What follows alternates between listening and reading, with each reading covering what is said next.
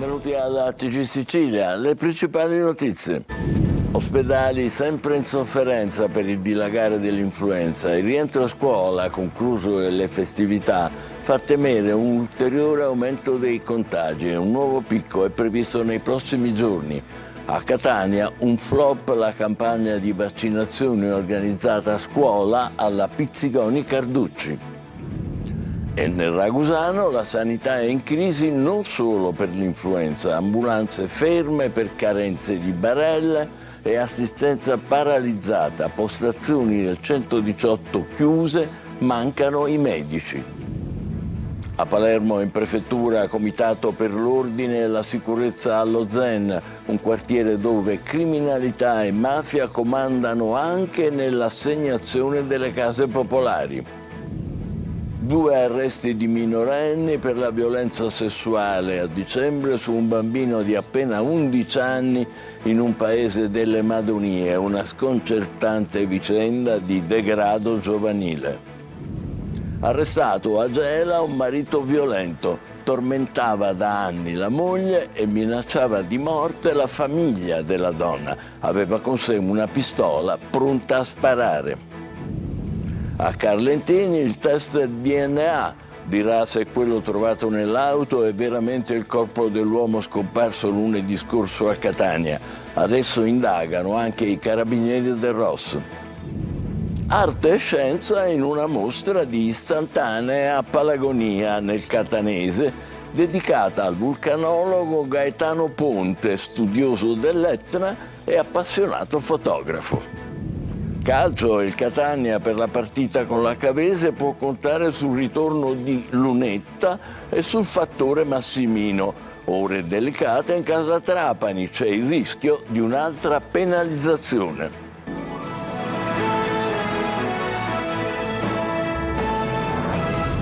Bentrovati, è costante la pressione nei pronto soccorso degli ospedali della Sicilia per i tanti casi di influenza. Un primo picco si è già registrato e un secondo è atteso nei prossimi giorni vista la riapertura delle scuole. I sintomi più gravi sono dovuti alla variante K del virus. Nel frattempo emergono inefficienze e carenze strutturali della rete ospedaliera. Adelaide Barbagallo. Pazienti fragili che un sistema sanitario fragile non riesce in Sicilia ad assistere adeguatamente. Quel che accade in questi giorni nei pronto soccorso degli ospedali dell'isola, molti al collasso per il picco influenzale, ampiamente atteso in coincidenza delle festività, è la cartina di tornasole di disservizi, mancanza di personale e spesso gestione inefficiente. La mappa del sovraffollamento ai pronto soccorso copre tutta l'isola, particolarmente grave la situazione a Palermo. Al Policlinico sono stati sospesi i ricoveri programmati, ad eccezione di quelli oncologici e di altre patologie gravi. 10 posti letto sono stati convertiti per permettere il ricovero di chi sta avendo complicanze legate all'influenza. A Catania costante la pressione nei pronto soccorso di Garibaldi, Cannizzaro e Policlinico, dove si registra in media un 30% di pazienti in più.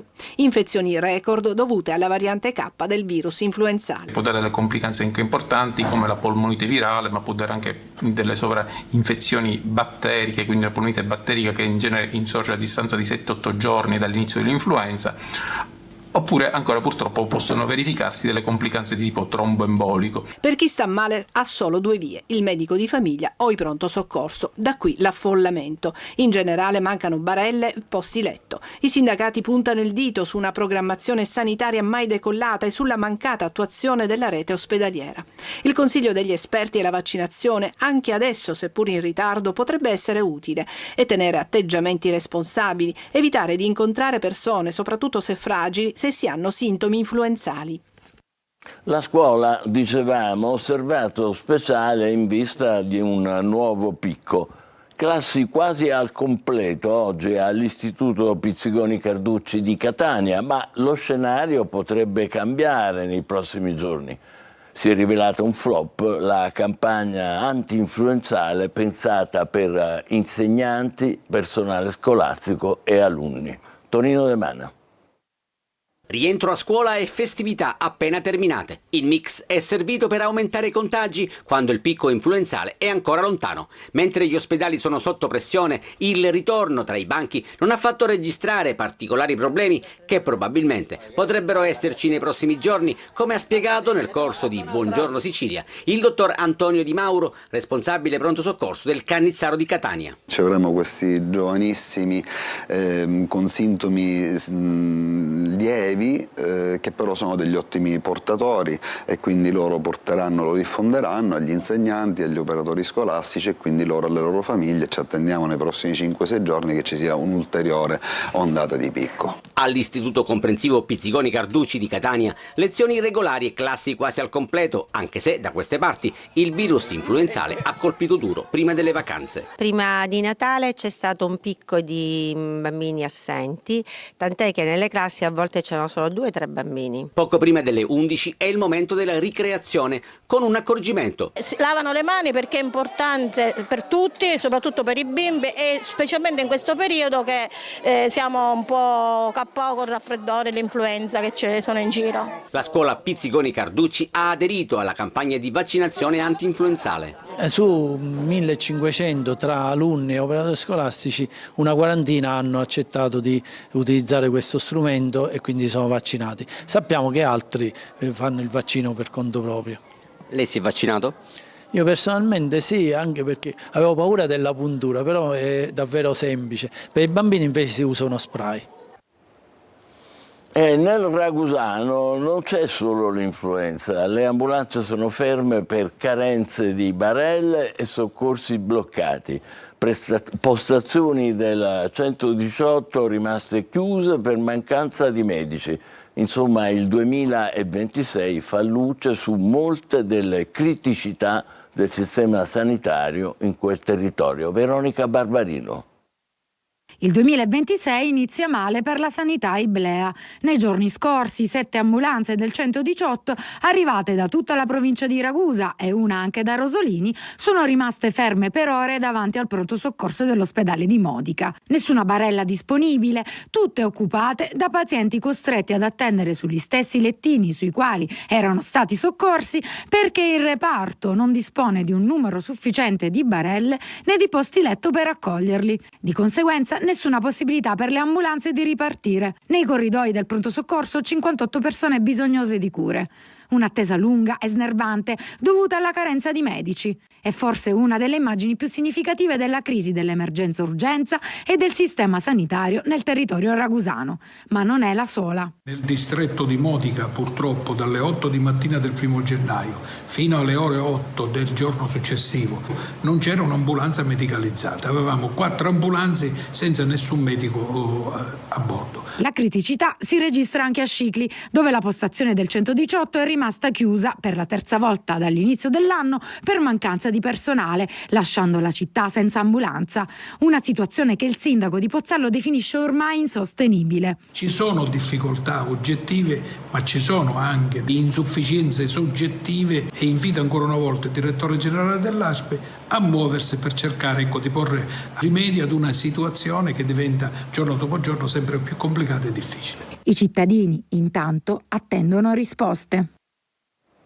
A Palermo c'è ancora lo ZEN, centro delle iniziative di prefettura e comune. La sicurezza nel quartiere palermitano è stato il tema centrale questa mattina del Comitato per l'Ordine e la Sicurezza, appunto.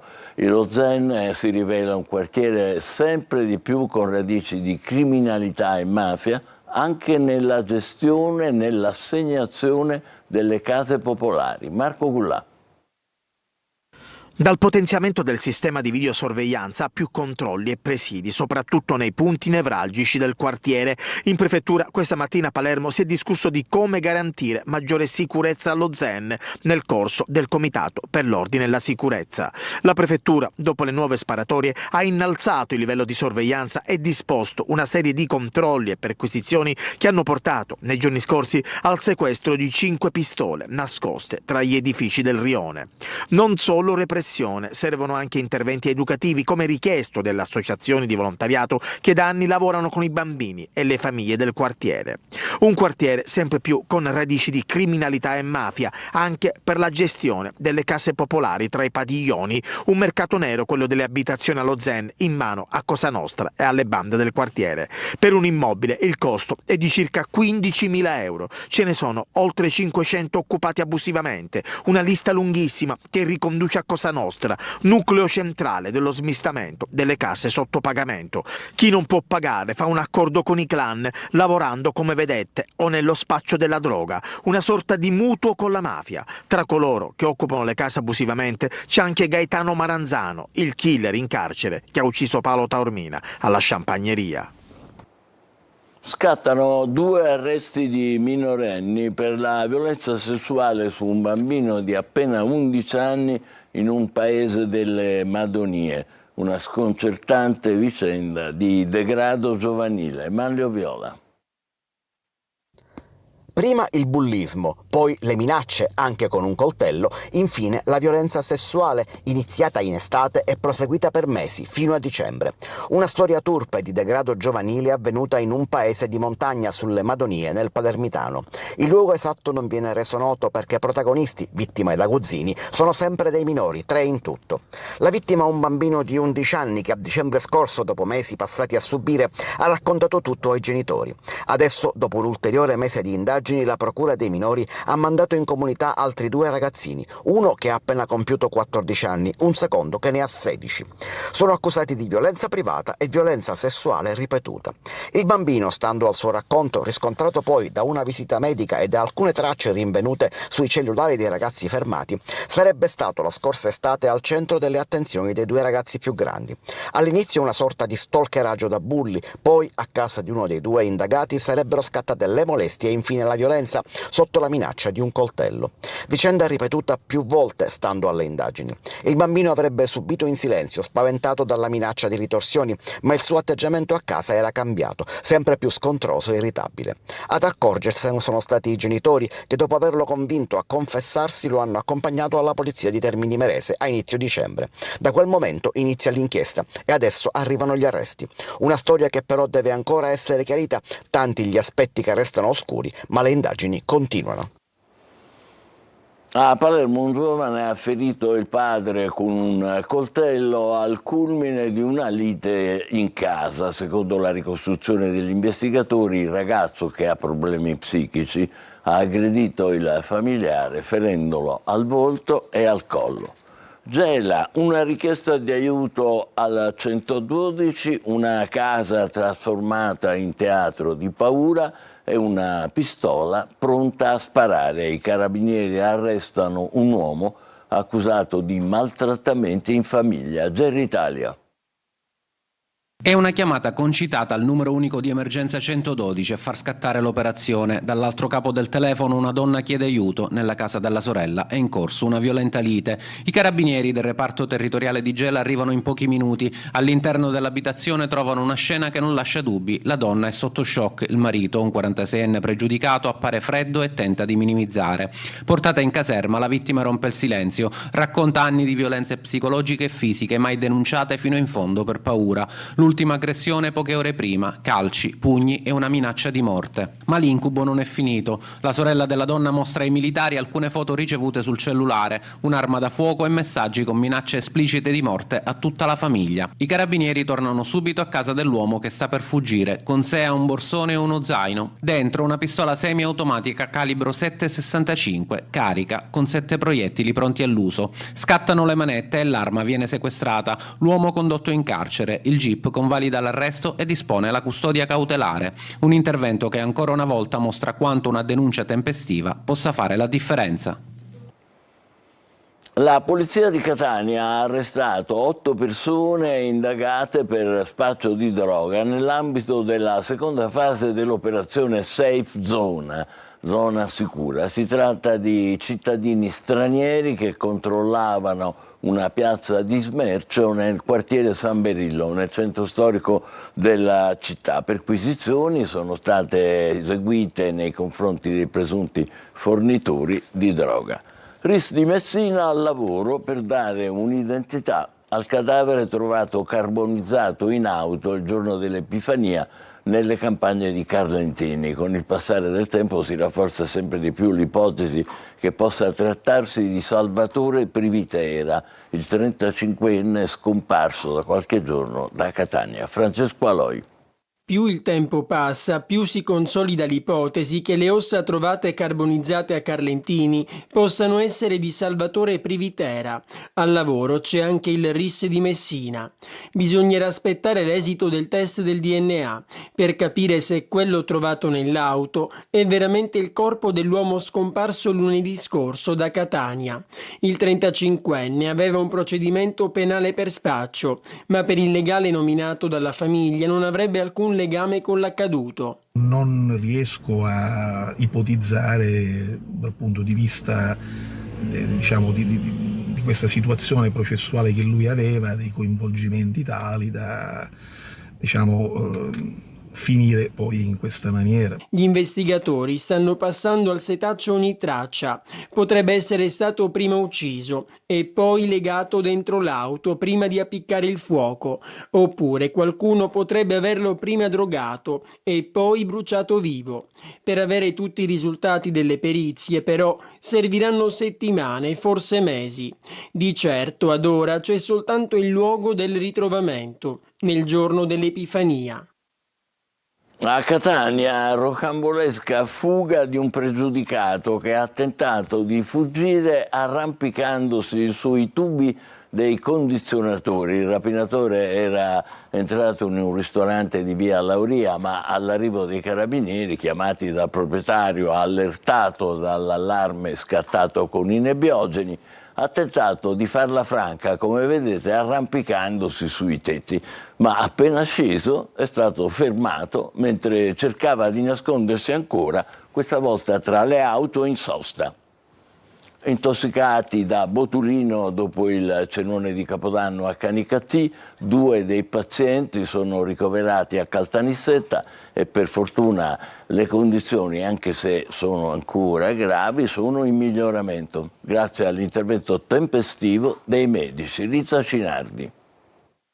Sono ancora ricoverati nel reparto di neurologia dell'ospedale Sant'Elia di Caltanissetta 2 dei 10 pazienti intossicati da botulino dopo il cenone di Capodanno a Canicattì. Si tratta di 2 cinquantenni ancora in prognosi riservata, le cui condizioni restano gravi ma stabili. Al loro arrivo in ospedale i 2 pazienti presentavano chiari sintomi neurologici della tossinfezione, visione doppia, difficoltà a parlare e respirare, preceduti da disturbi gastrointestinali. Fondamentale è stata la tempestività dei soccorsi. Abbiamo visto che in realtà c'erano altri 8 casi nel pronto soccorso di Agrigento e di Canicattì. Questo immediatamente ha innestato l'ipotesi che questa potesse essere una tossinfezione alimentare da tossina botulinica e quindi abbiamo attivato il protocollo che in questi casi si fa. Grazie alla segnalazione tempestiva al Centro Antiveleni di Pavia, all'Istituto Superiore di Sanità, è stato inviato d'urgenza da Catania il siero con anticorpi antitossina botulinica somministrato a uno dei 2 pazienti che non aveva risposto alle terapie tradizionali. I pazienti stanno meglio, stanno recuperando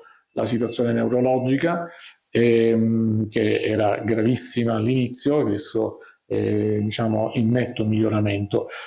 È fondamentale quello che ho detto all'inizio, cioè individuare subito i sintomi precoci della compromissione neurologica. Tra gli alimenti sospetti, tartine a base di sgombro consumate durante la festa, ma gli accertamenti sono ancora in corso. Più grave la situazione di un altro uomo, tuttora ricoverato in rianimazione all'ospedale di Agrigento.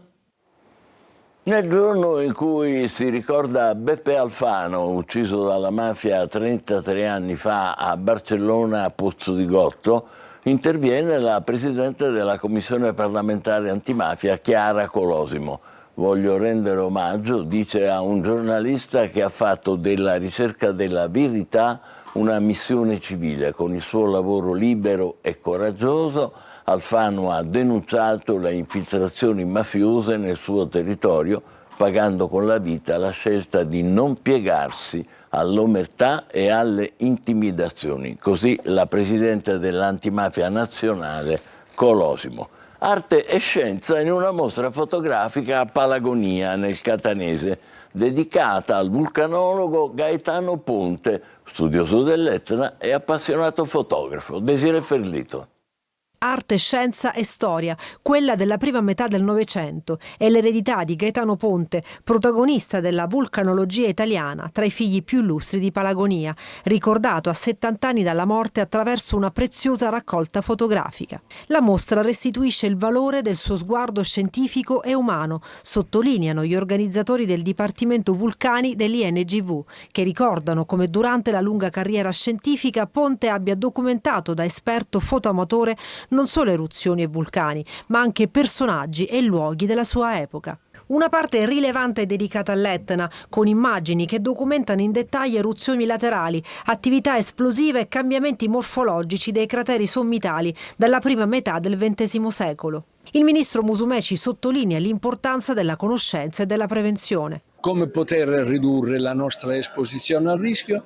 Soltanto dedicando tempo, attenzione, studio alla prevenzione. Un racconto emozionante dell'Etna, con tutta l'intensità di immagini che gridano la storia, dove arte e scienza si fondono in modo naturale in un importante lavoro di conservazione, digitalizzazione e catalogazione. Da 20 anni che facciamo questo tipo di attività e il recupero del fondo ponte rientra fra queste attività di primo piano che abbiamo fatto negli anni. Una banca dati di grande valore e un patrimonio unico per la storia dei vulcani attivi italiani. Momento della nostra pausa, subito dopo il calcio. Per Toscano importante il recupero di Lunetta, jolly fondamentale nel tridente d'attacco del Catania. State con noi, vi aspetto.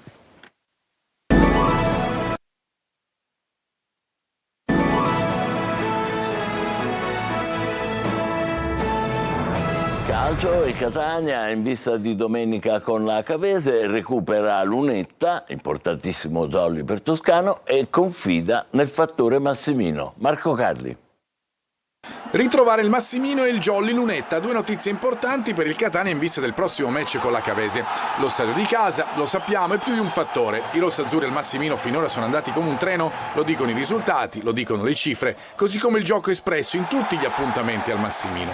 Ma anche la costante cornice di pubblico che ha tutti gli effetti da Serie A per presenza e sostegno. L'obiettivo è confermare tutto quanto di buono si è visto nel girone d'andata. Stesso discorso vale per Lunetta, un fattore per l'unicità di quello che può dare, non solo in termini di gol. Toscano l'ha detto chiaramente dopo Foggia, riempire l'area è più facile quando in campo c'è il prezioso jolly che garantisce in questo senso un maggior sostegno per il lavoro dell'unica punta. Sono le caratteristiche del giocatore milanese che tanto sono servite al Catania e che hanno prodotto finora 7 gol e 3 assist. La sua assenza a Foggia si è sentita, non sarà così con la Cavese che a proposito deve fare a meno di Cionek e di Arrasubà, squalificati, Evangelisti e Pelamatti possibili sostituti. Così come il Catania deve trovare l'alternativa per Celli, anche lui appiedato dal giudice sportivo. Allegretto, se riuscirà ad esserci dal primo, o l'arretramento di Quaini sono le opzioni possibili al momento. Intanto sul mercato si lavora ancora per Giabua, grazie a buoni rapporti con l'Atalanta, e per il difensore Miceli, dopo l'ottimismo registrato negli ultimi giorni per il rinnovo di Jimenez. Un altro che il Catania vuole sia un fattore, come dimostrato con l'Atalanta nell'ultima allo stadio Massimino. Casa è autentico fortino rossazzurro. Non solo mercato per Siracusa e Trapani, Granata in particolare attendono notizie dal Tribunale federale sulla penalizzazione. Oggi l'udienza, Francesco Triolo. In attesa della decisione del Tribunale Federale Nazionale che nella giornata di oggi si esprimerà sul deferimento relativo al mancato rispetto delle scadenze federali del 16 ottobre, con il rischio di una ulteriore penalizzazione che potrebbe arrivare anche ad 8 punti, il Trapani è costretto a pensare comunque al campo con la trasferta di sabato a Latina, una partita che potrebbe proprio per via della sanzione diventare uno scontro diretto. Aronica spera di recuperare Ciuferri, assente contro il Casarano. A tenere banco è anche il mercato, dove c'è in uscita Luigi Canotto, che ha espresso la sua volontà di andare via, tanto che Aronica non lo ha convocato nell'ultima partita. In entrata sono stati ufficializzati 2 giovani, Salvatore Dimitri e Angelo Vapore. Si tratta di 2 attaccanti classe 2006 provenienti rispettivamente dal Palermo e dal Verona. La formula è quella del prestito secco. Mercato anche a Siracusa, dove la società azzurra ha rescisso il contratto con uno dei protagonisti delle ultime 16 annate, Giuliano Alma, che andrà al Barletta in Serie D. A Siracusa ha vissuto l'ultimo anno il recupero dall'infortunio al legamento del ginocchio senza riuscire a disputare neanche un minuto in Serie C. Ba invece sembra essere sempre più vicino al Cosenza, mentre la Neri sta lavorando per mettere a disposizione di Turati alcuni tasselli importanti. Sul fronte squadra, attenzione puntata alla trasferta di Monopoli contro una formazione reduce dalla vittoria in casa del Cosenza, che lo ha consolidato nella zona playoff. C'è ancora una notizia: emergenza maltempo nel Messinese causata dalle abbondanti nevicate e dalle forti raffiche di vento che hanno interessato nelle ultime ore diverse aree del territorio provinciale, in particolare le zone montane dei Nebrodi. Gli interventi soprattutto nelle strade con gli spazzaneve. Ci fermiamo qui, grazie per averci seguito, buon pomeriggio.